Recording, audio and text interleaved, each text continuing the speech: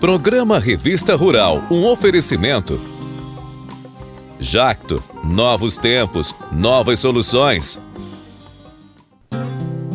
Olá, queridos amigos! A gente não via a hora de voltar aqui para te mostrar o que o agronegócio tem de melhor e mais encantador.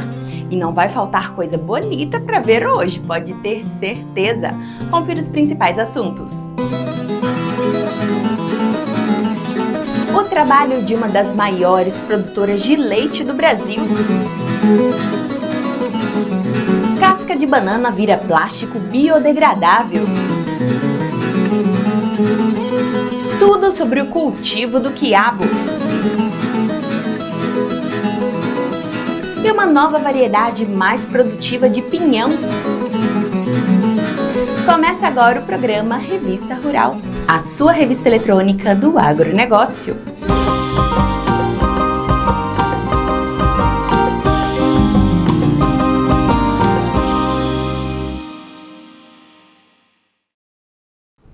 Antes de chamar a primeira reportagem, eu queria te pedir uma coisa, tá? Já clica no joinha, se inscreva no canal e mande uma mensagem aqui nos comentários. Isso ajuda a gente a fazer um programa cada vez melhor para você. Já clicou? Então vamos lá! Através de um método simples, pesquisadores da Embrapa estão transformando cascas de banana em bioplásticos de alta eficiência para a confecção de embalagens. A banana é uma das frutas mais consumidas no país e hoje pode-se dizer que dela tudo se aproveita. É isso mesmo.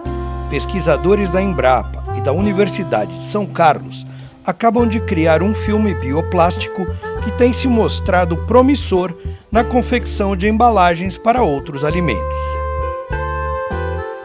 Para a produção dos filmes bioplásticos, a primeira etapa é o processamento da matéria-prima. Nessa pesquisa, nós utilizamos cascas de banana. Depois de secas, elas foram moídas em um moinho. E depois de moídas, nós obtivemos essas farinhas de cascas de banana, que são então as matérias-primas para a produção do filme bioplástico. Para começar a fazer o filme, a primeira etapa é a dispersão dessas cascas de banana em água. Depois de 1 hora, essas cascas são levadas em autoclave, onde a gente vai aplicar o tratamento hidrotérmico, que vai possibilitar a formação de filme a partir desse material. Temos aqui então as cascas de banana que foram processadas em autoclave por meio de um pré-tratamento hidrotérmico. O objetivo desse pré-tratamento é possibilitar que alguns compostos que estão na casca de banana sejam liberados, e esses compostos vão ajudar na formação de filme. Depois de homogeneizada, a dispersão ela vai ser degaseificada. Eu vou espalhar sobre essa placa de vidro que está coberta com um substrato para formar uma camada de dispersão que vai então ser seca e dar origem ao filme. Esse aqui é o resultado então da nossa pesquisa, né? Um filme feito a partir de casca de banana. Ele possui propriedades antioxidantes de barreira à radiação UV. Os filmes obtidos vêm apresentando um desempenho melhor do que outros bioplásticos derivados de outros tipos de biomassa e feitos através de outros métodos. A cadeia da banana pode ser uma excelente fonte de matéria-prima. Para se ter uma ideia, cada tonelada de banana processada gera cerca de 417 quilos de cascas. Bom, na verdade o objetivo era aproveitar subprodutos de alimentos, principalmente de frutas. Então a gente pensou em usar cascas de banana para fazer os filmes. Com os pré-tratamentos, você consegue fazer um filme contínuo. Normalmente o que se faz é pegar, por exemplo, uma casca de banana e extrair compostos dela. Mas aqui o que a gente queria era usar a casca de banana como um todo, não extrair nada dela, simplesmente usar a casca de banana como um subproduto integral. Ele vai ter compostos que vão ajudar a ter propriedades ativas, por exemplo, compostos fenólicos, lignina, e de preferência para algum alimento que seja suscetível à oxidação.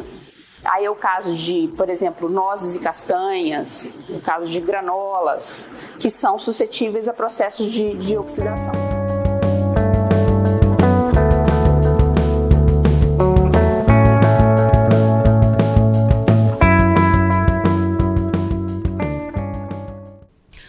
Gostou dessa reportagem? Então não deixe de fazer o seu comentário aqui abaixo.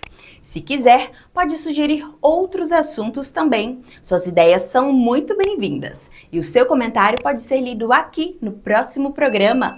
Não esqueça de dizer seu nome completo e onde você mora. Mande sua mensagem, queremos ouvir você! E queremos agradecer as mensagens de carinho dos nossos espectadores: Raimundo Lindolfo, Antônio Costa, Ivan Curvelo, Dedé Araçá, Orlando José Rodrigues, Disneia Davanzo Rômio, Francisco Faria, Nelson Vieira, Wilson Oliveira e Lacir Antônio Fabretti. E continuem mandando suas mensagens, é muito importante pra gente. 3 gerações dedicadas à produção leiteira.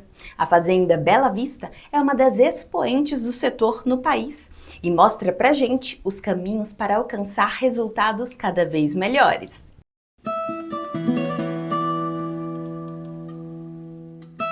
A Fazenda Bela Vista está no top 3 das maiores produtoras de leite do Brasil. Nesse ano deve atingir uma marca incrível de 100 mil litros.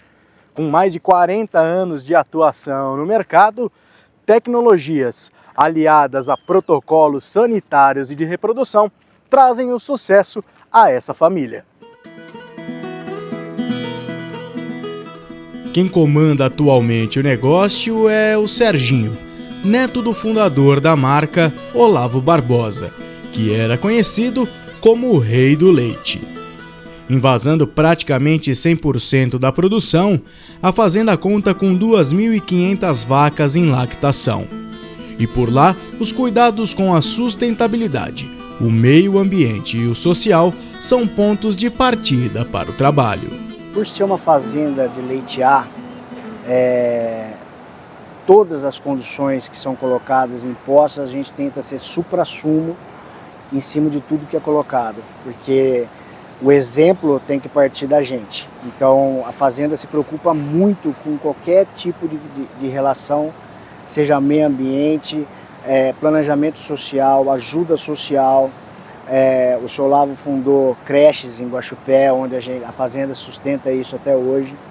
Então assim, é bem bacana o trabalho da família em relação a isso aí. A fazenda que produz leitear, ela deve mostrar isso. A preocupação nossa da fazenda e dos herdeiros do Sr. Olavo, da família do Sr. Olavo, é exatamente isso, é mostrar que é possível produzir leite e cuidar do ambiente ao mesmo tempo. A gente precisa do ambiente para as vacas ficarem bem e produzirem bem leite.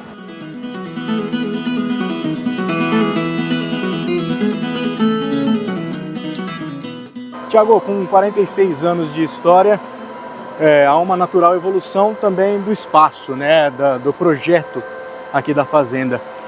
Como que hoje estão ambientadas as vacas aqui, os animais aqui, e qual que é o ciclo que elas passam? Ok. Hoje nós temos 30 lotes de produção de leite. Esses 30 lotes estão distribuídos em 15 barracões, né, 15 freestalls, né? Nossas novilhas 100% estão fechadas, então a nossa recria, ela fica, até a aparição dela para entrar no leite, ela fica confinada. Ora freestall, ora compost. Como que funciona o ciclo? Ao nascimento, a bezerra sai da aparição e vai para o bezerreiro, são gaiolas suspensas, e ali ela fica por 30 dias. Depois de 30 dias, ela desce para um outro bezerreiro, que é um bezerreiro coletivo, chamado cow feeder, né, que é um circuito de amamentação controlada por máquinas, né? E ali ela fica por volta até de 70 dias, onde a gente realiza a desmama. Desmamou, ela vai para uma outra fazenda, que é bem próxima aqui, onde a gente realiza a nossa recria até os 7 meses. O sistema lá é compost também. Então elas vão para esse compost, ficam por 7 meses lá, onde a gente realiza toda a parte sanitária necessária para essa bezerra. Aos 7 meses, a gente traz essa bezerra de volta para cá, ela entra nesse primeiro box, e nesse primeiro box é onde ela vai entrar no programa de reprodução. Ela tem que ter 14 meses aproximadamente, 340 quilos para realizar a primeira inseminação artificial.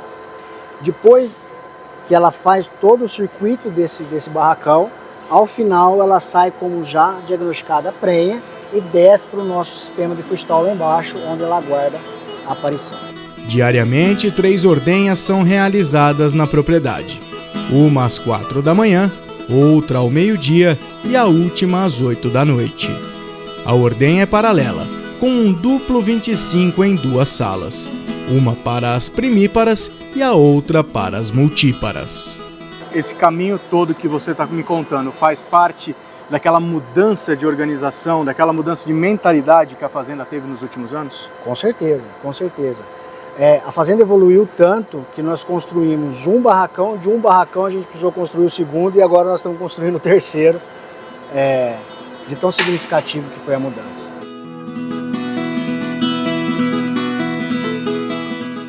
Tiago, com este rebanho de holandesas que vocês têm, penso eu que a gestão seja um termo, uma atividade que comanda o negócio por aqui, não é? Sem dúvida. A gestão hoje é a base mais forte dos nossos pilares. Sem a gestão a gente não consegue fazer nada. A gestão ela possibilita, principalmente as gestões de pessoas, que possibilita a gente ter realmente o controle e efetividade de todas as ações que a gente programa na Fazenda. Se você não consegue ter números para aferir, você não consegue ter resultado nenhum em tudo que a gente possa fazer. E como que foi essa implantação? Porque você foi atrás daquilo que era preciso para crescer novamente, né? Tirar a Fazenda daquela má fase, se a gente puder dizer assim. Como que foi essa implantação aqui nisso? Foi a organização do pessoal, né, da mão de obra, né, cara? Isso aí foi fundamental. A Fazenda estava um pouco, entre aspas, desorganizada em relação a isso. E eu com a minha esposa, nós reunimos e formamos as equipes, setorizamos a Fazenda por equipes, demos treinamento para esse pessoal, demos estímulo para esse pessoal e mostramos que realmente era possível fazer e realizar. Depois disso, de engrenado, essa parte de gestão de pessoas, a gente colocou o que a gente achava que poderia funcionar. Vocês usam IATF e tem mais algum protocolo de reprodução? Hoje nós utilizamos 100% IATF. Nós não estamos vendo cio de retorno, nossa eficiência para ver cio de retorno ainda não é satisfatória. E a gente utiliza também em grande escala TETF, que seria a transferência de embrião em tempo fixo. Os dois? Os dois. Funciona para a realidade de vocês, é a melhor coisa que tem? Sem dúvida, sem dúvida. Eu acho que um bom programa de IATF, ele deve vir primeiro. Os pilares de um bom programa de IATF, eles devem funcionarem perfeitamente. Se estiver funcionando perfeitamente, um bom programa de transferência de embrião vai agregar, além de valor genético, prenheses a mais que talvez você não teria no seu rebanho.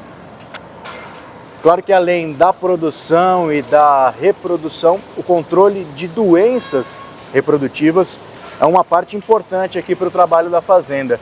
Tiago, como que vocês trabalham em cima disso? Quais são as dores de cabeça que vocês têm ou podem ter hoje em dia se vocês não tomarem conta dessa questão toda?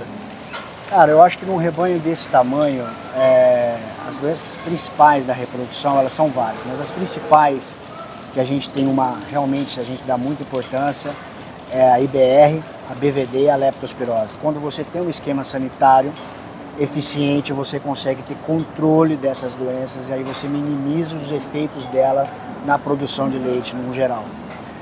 Hoje a gente utiliza um programa sanitário bem intenso contra essas doenças. A gente não economiza porque a gente sabe que isso pode trazer prejuízos e até prejuízos bem severos.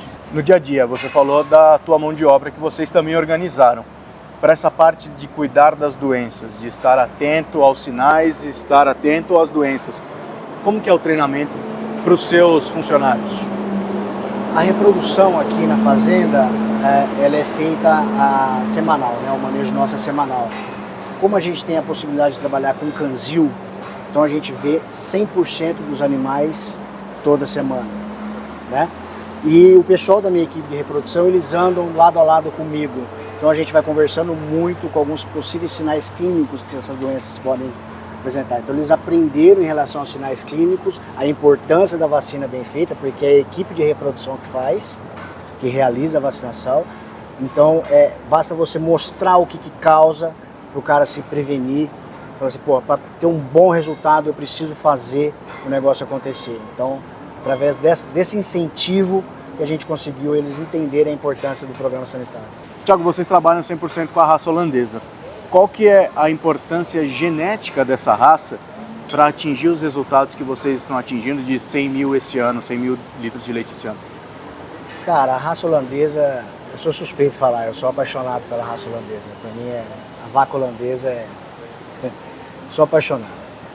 Cara, eu acho que não tem, sem demérito algum para as outras raças, eu acho que é difícil numa indústria como essa aqui, você não ter a raça holandesa para produzir leite. Você precisa de animais com extremo potencial de produção de leite para que ela atinja o máximo do que a empresa está necessitando, do que a indústria está necessitando. Eu não sei se talvez outras raças conseguiriam produzir isso que esses bichos realmente produzem. Então, se você quer alta eficiência, alta para a produção de leite, eu acho que a raça holandesa, na minha opinião, é a que se sobressai.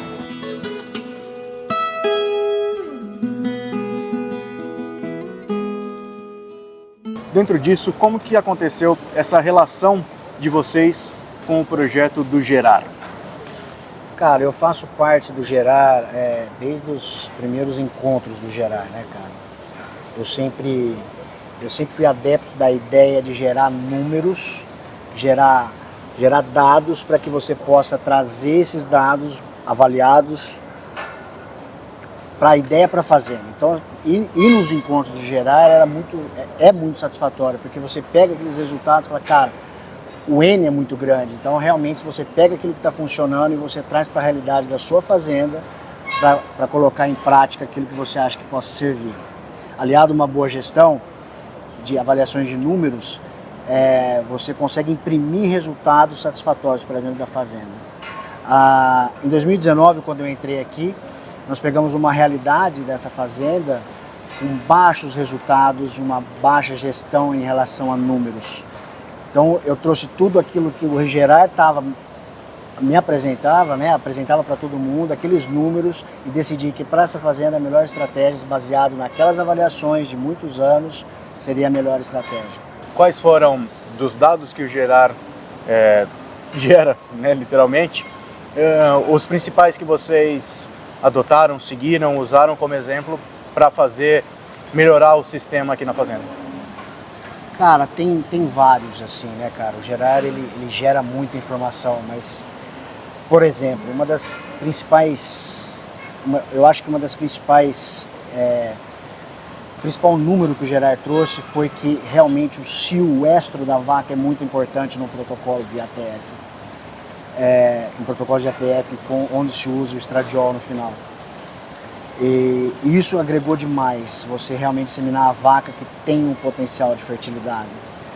A importância do produto a ser utilizado, da concentração de progesterona dos dispositivos, mostrando aquilo, o uso do semissexado em novilhas, vendo o cio, não vendo o cio, a importância de você fazer um protocolo de ATF com acurácia, de ser bem feito. Você, quando começou aqui, usava os dados, ainda usa os dados do Gerar para apurar o seu trabalho. Mas hoje vocês também dão dados, geram dados ao Gerar.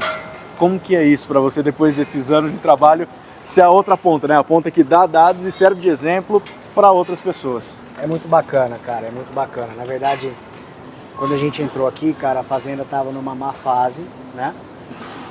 A fertilidade da vaca holandesa, ela é difícil de você mexer com ela. Então a gente pegou, munido das informações, a gente conseguiu construir melhorias para essa fertilidade. Então nós saímos, estou falando de uma evolução de 48 mil litros de leite, e se Deus quiser para 100 mil litros de leite esse ano. Então desde 2019, essa é a nossa evolução. Isso que faz, além de uma boa gestão, uma reprodução bem feita, né? Cara, é satisfatório poder mostrar isso, falar realmente, pô, funciona, os números. Se você pegar e tiver boa gestão desses números, saber colocar esses números dentro da propriedade, é o que funciona, é o que faz funcionar. Não tem como dar errado. O número, o N de informações é muito alto. Então, a base de informações é muito confiável. Então, é muito satisfatório poder hoje passar e falar, cara, galera, funciona. É isso que faz o negócio acontecer.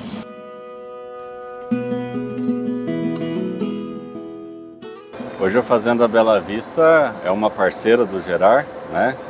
Em nome do Thiago, né? Eles contribuem enviando os dados para o Gerar, contribui indo para as reuniões, contribui com as discussões.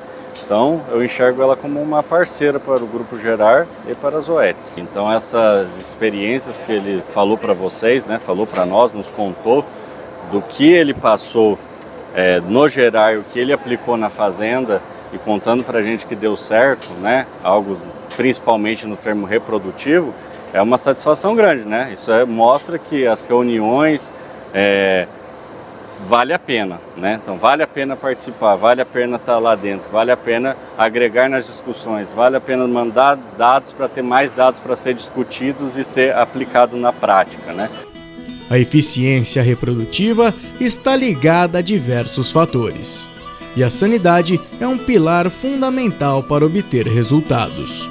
Por isso, é preciso que os pecuaristas realizem as vacinações e tenham o controle rígido do rebanho. Aqui é um exemplo que se faz isso, um controle sanitário de vacinação muito bem feito. E a Ketomaster é uma das tecnologias da Vallée que traz essa proteção, comprovadamente com trabalhos científicos, que traz maior proteção para o rebanho e traz a eficiência reprodutiva. Então, além de todo o trabalho técnico de reprodução, a Ketomaster protege e ajuda a não perder a eficiência. Porque o pior cenário para o produtor é fazer todo o trabalho de reprodução, diagnosticar a prenhez de um animal e depois ela ter a perda gestacional, que muitos dos fatores é devido à doença reprodutiva. A Ketomaster, além da tecnologia que melhora a proteção do animal e da eficiência reprodutiva, ela tem a proteção fetal através do seu adjuvante, o Presente A, que protege a bezerra dentro da vaca e proporciona um nascimento dela mais saudável. Thiago, fala um pouquinho para mim os números, se a gente for confrontar os números antes do Gerar e depois que vocês começaram a utilizar as informações, o que vocês apresentam de diferenças? Olha, quando a gente entrou aqui, cara, em 2019, que a fazenda não utilizava nenhum tipo de informação, a taxa de prenhez da fazenda era de 12%. A fazenda estava tirando 48 mil litros de leite, com uma média de leite por vaca de 23 litros. Cara, hoje eu posso falar para você o resumo do negócio, nós estamos trabalhando com uma taxa de prenhez de 25%. Isso implica em 90 mil litros de leite, com um projeto para bater 100 mil litros de leite esse ano. E a média de leite litro vaca dia subiu de 23 para 35 litros, 36 litros.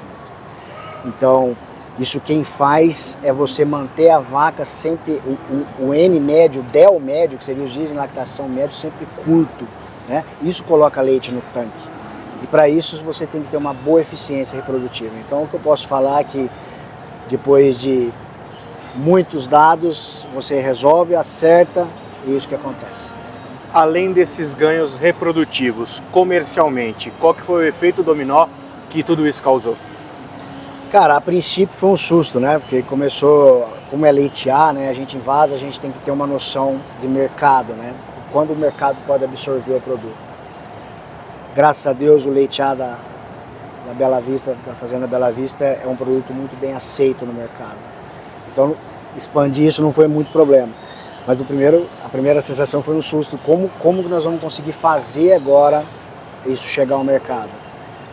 Mas, cara, vocês imaginam, a gente envasava 50 mil litros de leite, hoje nós estamos aí com 90 mil litros de leite. Então, assim, é uma coisa que, para a família, o Serginho, ele se emociona até hoje, que a gente gostaria que o senhor Olavo estivesse aqui para mostrar isso. A cabeça já está pensando lá na frente num número superior ou vocês dão aquele passo de cada vez, vamos chegar na meta dos 100 mil e depois ver o que fazer?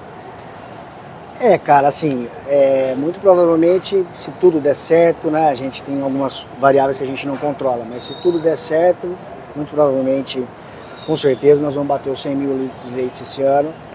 Como é que diz o Serginho, o leiteiro é ganancioso, né? O leiteiro ele não quer parar, né? Aí nós já estamos vendo de uma outra ordenha e ampliar a produção cada vez mais. Nós não vamos parar com 100 mil litros de leite.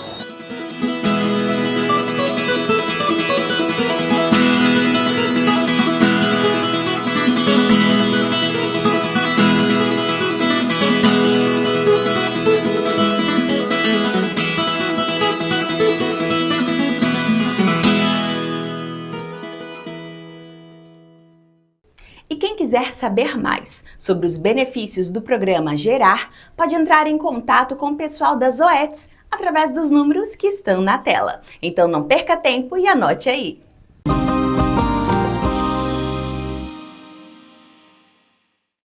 Já pensou em ter um repelente que mantivesse todos os animais longe da sua lavoura? Pois é exatamente isso que os pesquisadores da FASU estão fazendo. Legal, né? Confira essa novidade!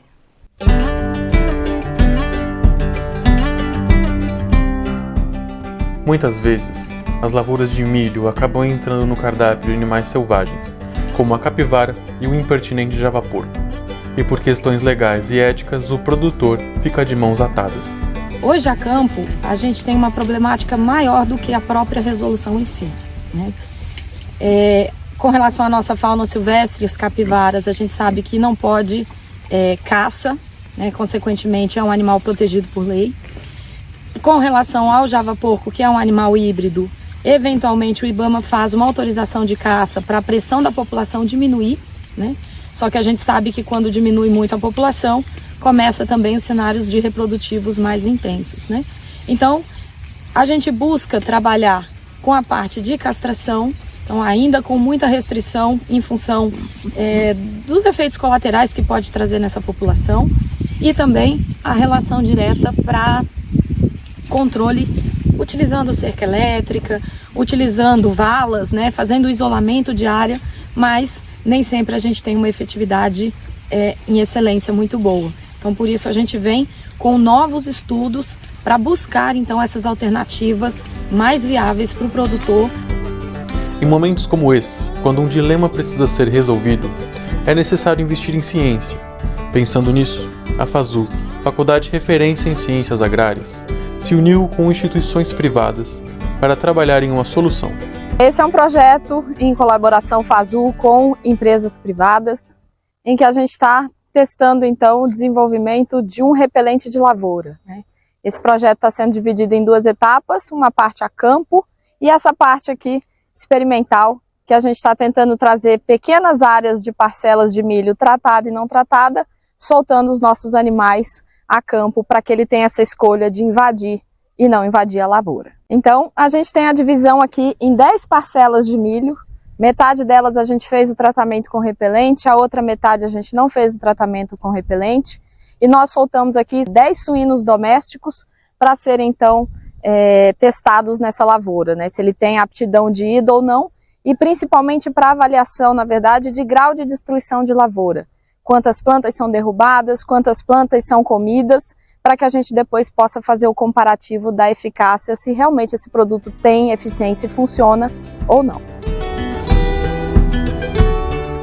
Ainda estamos em processo de avaliação, né? Mas aqui, 7 dias depois, a gente começa a avaliar o grau de destruição e a diferenciação entre graus de destruição, quantidade de plantas comidas, quantidade de plantas caídas, né? E visivelmente a gente consegue comparar, né, áreas que foram tratadas e não tratadas com diferentes graus de destruição visual, mas claro, a gente vai colocar isso também na estatística.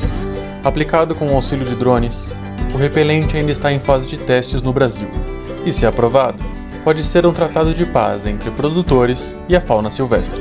Hoje a gente está avaliando então o produto para javaporco, né? Aqui o nosso teste experimental com suíno doméstico. Tanto suíno doméstico quanto o javaporco, eles são onívoros, né? Então ele tem a aptidão de comer tanto plantas como derivados, né, de animais, ovos e tudo mais. Só que a gente também tem a pretensão de expandir esse estudo, vinculando então para as capivaras e outros herbívoros.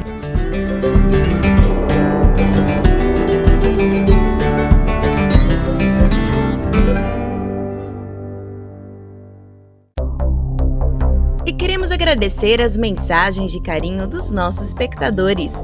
Aramis Toledo, Simval Teixeira, Maria Auxiliadora de Oliveira, Ana Meire, Lariovaldo Marques Pinheiro, Aldo Mário Cardoso Teixeira, Moisés Bernardes, Eduardo Nishida, Ismael Soares e Lando de Campos. E continuem mandando suas mensagens, é muito importante pra gente.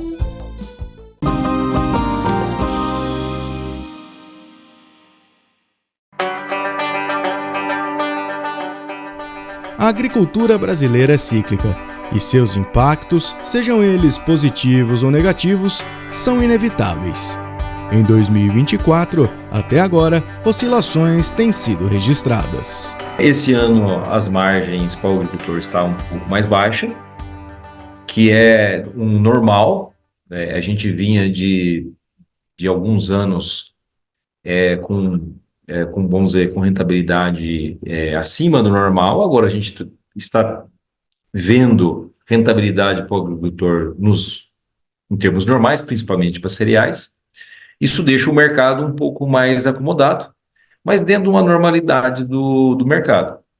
A gente vê que áreas como algodão, laranja, café, são áreas assim que estão no ciclo positivo, mais para cima, e cereais está um pouco na contramão, um pouco mais baixo. Isso, obviamente, que impacta o setor de tecnologia, mas ao mesmo tempo, esse é um momento especial para o agricultor, que ele está buscando formas de reduzir custo, de aumentar a sua competitividade.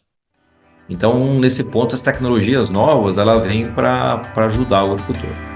Já que o mercado é volátil, é preciso estar preparado para atender de forma qualificada os produtores rurais. A gente investe bastante em pesquisa e desenvolvimento, independente de como está o ano. A gente investe de 3 a 5% do nosso faturamento em pesquisa e desenvolvimento, independente do ano, se o ano estiver ruim ou se ele estiver bom. Porque a gente sabe que é uma normalidade, tem noite e tem dia. E outro tema que a gente não abre mão, e que a gente está no processo de melhoria, inclusive, é de dar a melhor pós-venda para o agricultor. O agricultor, ele precisa de ter certeza que ele vai ter o equipamento trabalhando na hora que ele precisa. Ele tem janelas muito curtas, e a gente aplicar em pesquisa e desenvolvimento e ter um serviço de pós-venda, serviço de peças de reposição, técnicos bem treinados, a gente entende que é o que a gente pode fazer para sempre estar atendendo bem um agricultor. Os próximos anos se manterão desafiadores no nosso ver. E o agricultor, ele precisa ganhar competitividade, e principalmente com mudanças climáticas, etc. Ele precisa ser mais competente ainda, e nós temos que ajudar ele. A fim de se aproximar ainda mais dos clientes, a Jacto aproveita as feiras e eventos agrícolas para ver quais são as demandas que vêm do campo. As feiras é uma oportunidade para nós de estar perto do agricultor. O agricultor, ele gosta de ver equipamentos, conversar, trocar ideias, tirar dúvidas. Às vezes ele tem várias dúvidas do trabalho, e ele vê a feira como uma oportunidade de estar conversando com a fábrica. Nós somos uma empresa que nós vamos como fábrica. A gente está com os nossos parceiros, as nossas revendas master, mas assim, a gente tem uma posição diferente de outros players, que eles só mandam as revendas. Nós vamos como empresa, nós somos uma empresa familiar, a família está lá, porque é um momento da gente trocar ideias, da gente tomar um café, da gente ver oportunidades e, quiçá, fazer negócios também, faz parte do jogo. Então, as feiras, acima de tudo, ela é um momento de você ter um contato pessoal com o agricultor. Com a AgriShow batendo a porta, a empresa já tem definido planos sobre o que mostrar para os visitantes do evento. Na adubação, a gente vai estar com 8030 NPK, que é um novo lançamento nosso de uma distribuidora de fertilizantes a lanço de altíssima precisão. É um equipamento que está com uma suspensão inovadora, que dá um ótimo conforto para o operador, uma cabine totalmente nova, inovadora, com displays, toda uma eletrônica de agricultura de precisão nova, e o que a gente conhece de melhor, que é a melhor distribuição no mercado de adubação. O pessoal que for lá vai se surpreender aí com esse produto, que é um novo lançamento. Na parte de pulverização, nós estamos apresentando o PWM, que é uma tecnologia que economiza químicos de uma forma assim, muito importante. O pessoal pode ir lá conferir. É um sistema que abre e fecha 30 vezes por segundo, e aí você consegue, nas curvas, você consegue, quando você vai fazer a pulverização, você tem uma curva, você consegue aumentar a pulverização de um lado e diminuir do outro, diminuindo as perdas. Você consegue fazer aplicação em reboleira de ervas resistentes, fazendo voos com drone, depois você coloca na máquina e ela aplica somente naquele local. Nós temos vários equipamentos para café e para cana, para frutas. Estamos apresentando lá a Rover, que é a colhedora de cana, de 2 linhas, com melhor economia de combustível do mercado, um sistema que o corte de base, você corta ele bem próximo da base e ao mesmo tempo você não danifica a soqueira. Temos com a nossa linha de tratorizados. Vamos estar apresentando parcerias que a gente está fazendo na parte de drones de pulverização. Estamos com a nossa área de serviço Next com várias novidades da gestão dentro da porteira. Assim, tem uma quantidade enorme de produtos aí que a gente poderia falar, e a gente convida o pessoal para ir visitar a gente lá na feira. Vai ser uma ótima oportunidade da gente estar vendo todas essas tecnologias lá e explicando em detalhes.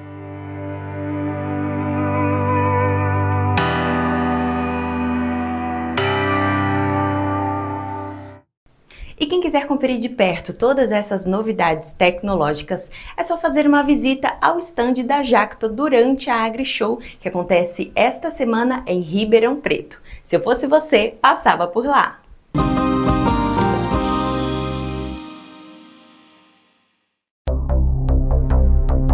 E queremos agradecer as mensagens de carinho dos nossos espectadores: Rodrigo Lima, Rosilda Pena, Francisco Flávio, Cal Tenório, Vitor Emanuel, Diana Ribeiro, Alex de Freitas, Cristiane Santos, Francisco Carlos e Carlos Henrique Benga.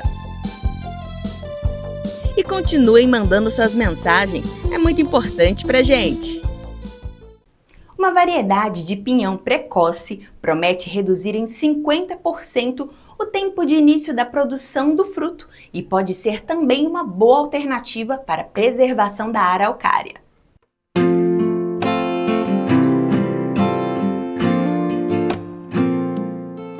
Conservar e ainda ganhar dinheiro é bom para qualquer produtor, não é verdade?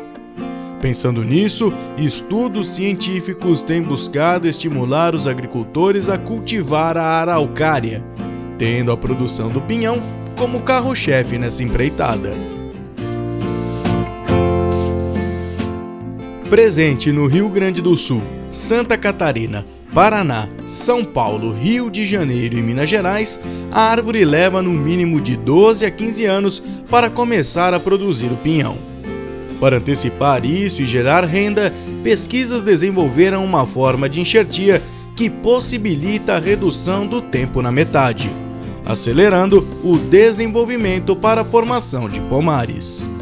A araucária é uma espécie icônica, está na lista de ameaçadas de extinção, e os produtores rurais eles tinham um certo receio de estar trabalhando com a araucária, tanto que eliminavam plantas pequenas. Então esse trabalho ele possibilitou a gente conseguir instalar pomares para a produção precoce de pinhão e de qualidade diferenciada, e com isso ela passa a ser uma opção de renda para os produtores e, consequentemente, eles então fazem a conservação da espécie mediante o uso. Com acesso a cultivares macho e fêmea, os agricultores recebem orientações de todo o sistema produtivo, além do estímulo para o beneficiamento do pinhão, como, por exemplo, a produção de farinhas. Nesse momento estão sendo implantados já os pomares de produção precoce de pinhão. Nós temos projetos de colegas da Embrapa desenvolvendo novos produtos à base de pinhão. nós já temos empresas, empreendedores, produtores interessados no beneficiamento desse pinhão. Então notem que a cadeia como um todo ela está se organizando para conseguir dar vazão a essas tecnologias e uso da araucária como um produto rentável, econômica, socialmente e conservando a natureza. Localizado no Paraná, o município de Bituruna incentiva os produtores locais a trabalhar com os pomares para a produção de pinhão precoce. E desde 2015, agricultores que se interessaram pela tecnologia e o que ela pode trazer já estão na lida com a cultivar. Eu vejo assim que no mundo precisa de comida e alimento bom. O pinhão vai ser um alimento de altas qualidades, vamos dizer, sem glúten, que todo mundo vai querer ter na mesa. Eu e minha família e os vizinhos estamos empolgados com o projeto. Mesmo ameaçada, a araucária mostra sua força a unir a pesquisa científica, produtores rurais e poder público para sua conservação. Com incentivo e geração de renda, a espécie pode se tornar uma referência em sustentabilidade. Nós temos o apelo da conservação do pinheiro, então é garantir que ele vai se perpetuar e ser sustentável. Nós temos o apelo da questão da renda das famílias para fazer com que eles tenham uma renda através da produção e da comercialização do pinhão. E temos um apelo também da oferta desse produto no mercado, que é através de subprodutos que serão extraídos do fruto do pinheiro araucária. A fim de ampliar o alcance do pinhão precoce, um novo projeto foi desenvolvido para se tornar um forte aliado da tecnologia. Entendemos que a araucária é uma forma de ajudar aquelas pessoas vulneráveis. Então nós estamos pensando em ajudar 100 famílias para criar 100 hectares de reflorestamento de araucária, para que daqui a alguns anos essa família pule uma classe social, ele melhore de vida, realmente. Depois, com a agroindústria da farinha do pinhão e assim por diante, tenho certeza que essa família vai melhorar muito sua condição.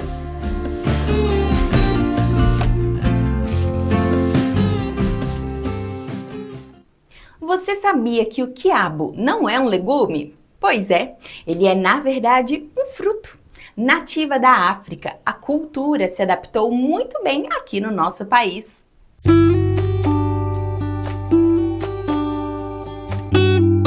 Conhecido por alguns como o caipira que veio da África, o fruto do quiabeiro é parente do algodão e do hibisco, mas faz sucesso mesmo por oferecer saúde e muito sabor para a culinária. O quiabo é cultura que gosta de clima de regiões mais quentes, né? De clima mais ameno. É normal produtores também produzirem quiabo o ano todo, mas na épocas frias a produção dele vai diminuir. É muito raro falar de alguém plantando uma estufa e a maior parte está no campo aberto, produtores aí que gostam de fazer uma população de planta maior, algumas regiões que é muito quente ou às vezes chove mais, daí diminui um pouco a população, né? Não muda muito de região para região. Além da preparação adequada do solo, escolher variedades mais precoces e produtivas está nos planos do produtor. O quiabo é natural, né? Igual todas as outras culturas, tem um preparo de solo, uma análise de solo, né? Para poder fazer uma boa correção, pensando aí no calcário, de uma adubação de micronutrientes também. Os materiais convencionais que existem no mercado, que são chamados de Santa Cruz, são materiais aí que levam aí numa média de 80, 90 dias para começar a dar o primeiro fruto. Hoje a gente está trazendo para o mercado materiais que começam a produzir com uma média de 55, 60 dias. A gente pode considerar que uma planta, se produzir acima de 500, 600 gramas, já é uma boa produção, já é uma alta produção. A gente está oferecendo para o mercado plantas precoces, para o produtor começar a colher o quanto antes, e que tem uma boa longevidade de colheita também, né? Materiais que está chegando em uma média por planta de 700, 800 gramas por planta, hoje está sendo recorde, é o que a gente está conseguindo oferecer. Para a qualidade final do produto, prevenir e remediar são alternativas a serem pensadas. assim como a irrigação e a adubação. Hoje o produtor tem, né, bastante aí alternativa, né? Pode estar usando uma técnica que a gente usa aqui na Agristar, que é o mulch, que ele evita, né, ervas daninhas, ajuda a manter umidade por mais tempo também, né? Mas é comum produtores fazer técnica de capina, dependendo do mato, existem herbicidas também que não vai prejudicar a planta do quiabo, vai matar só a erva daninha. O quiabo, a principal doença é o weed, é um fungo, né, que dá nas folhas, acaba depois matando a planta, né? Essa é a principal doença foliar do quiabo. Outra doença também que o produtor tem que estar tendo um cuidado sempre com o seu solo, que são nematóides, né? Então terras que tem muita pressão de nematóide, o quiabo também tem que ter um cuidado a mais, tem que ter um tratamento biológico aí para evitar ter um problema lá na frente. A adubação pode ser feita no plantio. Tem produtores que plantam em suco de plantio, então ele já aduba com máquinas, né, com equipamento aí. Tem produtores que plantam em cova, então ele prepara covinha por covinha, coloca o adubinho, depois coloca a semente, né? Tem produtores que plantam semente direto, tem produtores que fazem a muda no viveiro, depois transplantam a mudinha também. Irrigação pode ser feito ele aceita uma irrigação por gotejamento, aceita uma irrigação por aspersor também. Na hora de comprar, o consumidor deve observar se o produto apresenta firmeza, uma cor verde intensa e ausência de manchas escuras. Faz de tudo para trazer para o mercado materiais mais fáceis para colher, aqueles materiais que o produtor, na hora dele pegar um frutinho e for quebrar com a mão ali, ele não lasca, né? Ele tem uma facilidade. Mas tem muitos produtores que já também, mesmo sendo um material melhor para colher, ele vem com uma tesourinha, que ele quer tirar aquele cabinho do quiabo perfeito, para quando ele arrumar numa embalagem, arrumar numa bandejinha, não ter aquela parte de baixo do quiabo, tá tudo padrãozinho. Isso daí ele também consegue agregar um valor lá na frente, consegue agregar uma melhor pós-colheita também para o cliente dele.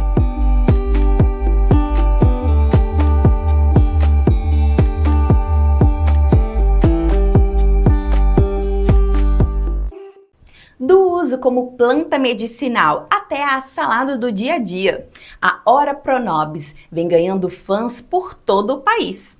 Rústica e fácil de cultivar, ela pode ser boa fonte de renda para o produtor.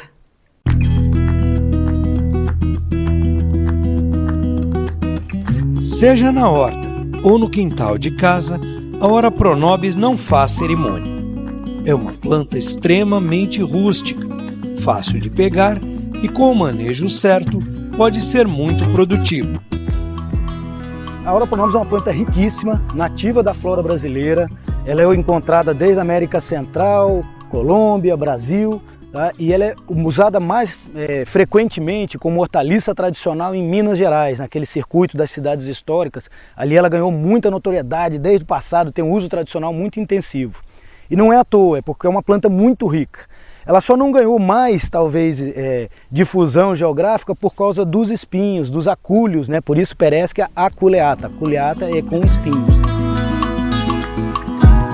O pesquisador da Embrapa ensina que com podas constantes e sucessivas é possível controlar o desenvolvimento da planta, facilitando o manejo e aumentando a produtividade do pé. Ela é uma planta que cresce muito intensivamente, é uma planta muito vigorosa, mas com esse manejo a gente mantém a planta meio que domada. Tá? Então ela cresce até mais ou menos 1,80 m, 2 metros de altura, a gente efetua uma poda, né, que essa poda já é uma colheita, tá? E a gente faz isso sucessivamente. Então ao longo do ano, mesmo aqui sem irrigação no cerrado, esse cultivo é sem irrigação, a gente tem de 7 a 8 colheitas por ano, tá? Fazendo esse manejo.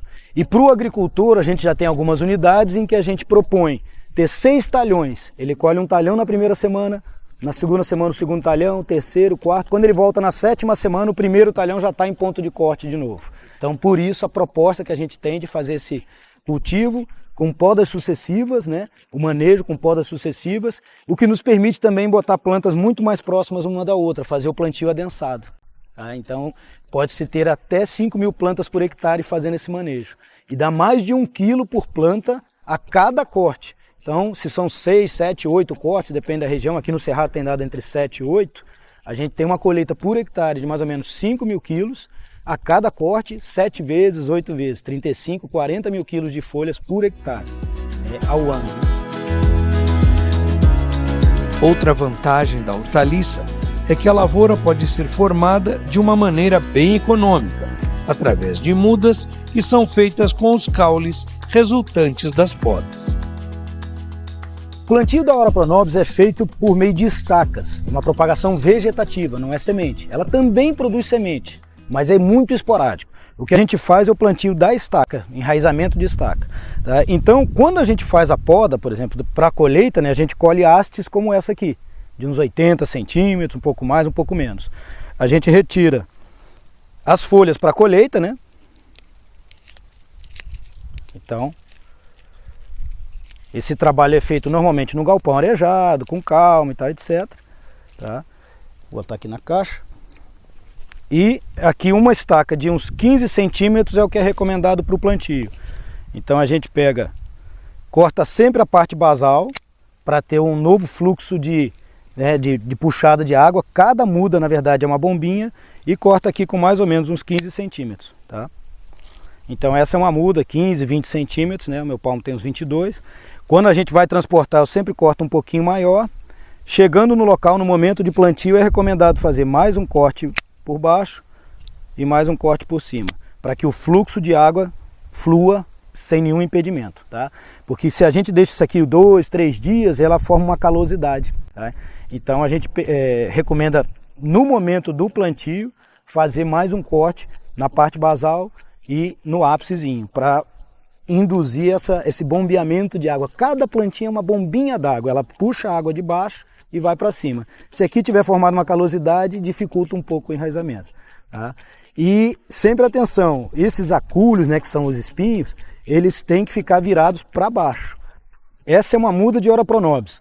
A gente recomenda entre 15 e 20 centímetros de tamanho, tá? Fazer sempre o corte na parte basal e no ápicezinho aqui para facilitar o fluxo de água e nutrientes, né? Para evitar aquela formação de calosidade, quando a muda fica cortada 2, 3 dias, ela caleja aqui embaixo e dificulta esse fluxo. Então, no momento de plantio, fazer o corte. O tecido, a parte do caule que a gente escolhe é uma intermediária, nem muito macia, muito tenra, aquela muito verde demais, nem muito dura, muito lignificada, muito celulose aqui embaixo. Então, é um caule, a porção intermediária do caule. Sempre que for plantar, repare que os acúlios têm que ser virados para baixo. A acúlio é esse espinho aqui, tá? É um tipo de espinho. Ele tem que ser virado para baixo. A gema vai sair dali de cima, naquele tecido meio marronzinho tem uma gema dormente. Dali que vai sair o broto, a gema e formar novo galho, né? Novo ramo. E repara que embaixo tem uma cicatriz. Essa cicatriz não é de galho, ela é uma cicatriz de uma folha. Tá? Ela forma também uma folha, mas é uma folha terminal, uma folha que não tem broto. É só uma folha, como está aqui. Então a gente tem sempre que deixar os espinhos, os acúlios virados para baixo para permitir que o broto nasça para o lado certo. E no plantio, outro detalhe importante, é a gente enterra mais ou menos metade. Tá? Então a gente coloca o plantio num saquinho com substrato. Não precisa ser um substrato muito rico, porque é uma planta muito resistente, muito rústica, muito vigorosa. É só assim com o que ela tem de reserva para ela disparar os processos iniciais e logo com 3, 4 semanas a gente está levando para o campo. Então ela não precisa de um substrato muito enriquecido demais. É para dar sustentáculo para ela, começar o processo de enraizamento e logo ela vai para o campo. É muito comum, na época chuvosa, a gente fazer inclusive o plantio diretamente no local definitivo. Tá? E a gente faz essa questão do enraizamento em recipientes, claro, por uma segurança e principalmente em épocas que não são tão propícias ao plantio.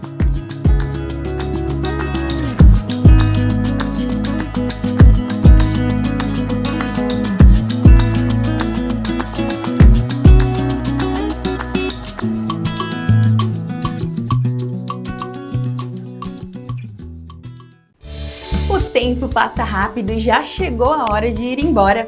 Não esqueça de se inscrever no canal e clicar no sininho para ficar por dentro de tudo. Te vejo semana que vem, combinado? Um abraço e até lá!